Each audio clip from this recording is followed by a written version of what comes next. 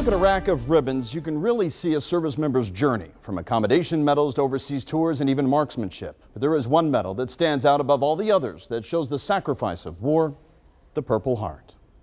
Back of my leg, inside of my leg was all blown off. I spent a year in the hospital. Anthony Kohl served in Vietnam. So did Dave Callahan. There were 7 of my buddies that sacrificed their life for me. Both men have something in common: a Purple Heart. I stepped on a booby-trap mortar as we were being attacked by machine guns. Dave Callahan was shot in the leg, saving lives. I went out there and I drugged the first one in, and then this other one asked for help. So once I got him in there, the medic took him, and then I went out and got the other one. So I got him in. The third one I couldn't save. That's what tore me up. Let's be clear, though. These men didn't do what they did for medals. The ones that didn't make it, I said, they're the ones that deserved all this. They did it serving the country they love. Next to marrying my wife and having my children, the greatest experience of my life. Army veteran Brent Matchison earned his Purple Heart in Iraq. The bullet right there. Not a fan of the camera, he did allow us to shoot video of our conversation. That's the one they pulled out of my head. You heard him right. That's part of the bullet pulled from his brain.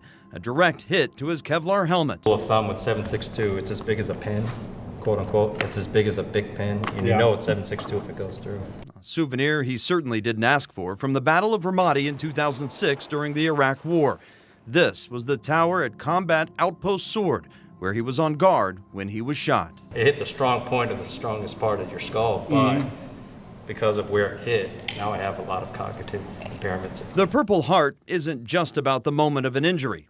It also represents a journey after war. I ended up with over 2,000 stitches in my body. After just a week home, Anthony married his high school sweetheart. Dave Callahan began to heal only recently when his oldest granddaughter asked him to a Veteran Appreciation Day at her school. And all these little kids, 4th graders and stuff, that kept asking me all these questions. Then all of a sudden it felt like a healing process for me. You know, I finally got it off my chest. This is the first time I've ever spoke. Dave's son, Casey, served in the Iraq War, and he too came home with a Purple Heart. Now, all these men lived to tell their stories, but not all men and women got that chance. It's estimated 1.8 million Purple Hearts have been given out to date, and National Purple Heart Day is this coming Wednesday. If you ever have a veteran-centered story in your community, email Homefront at WCPO.com.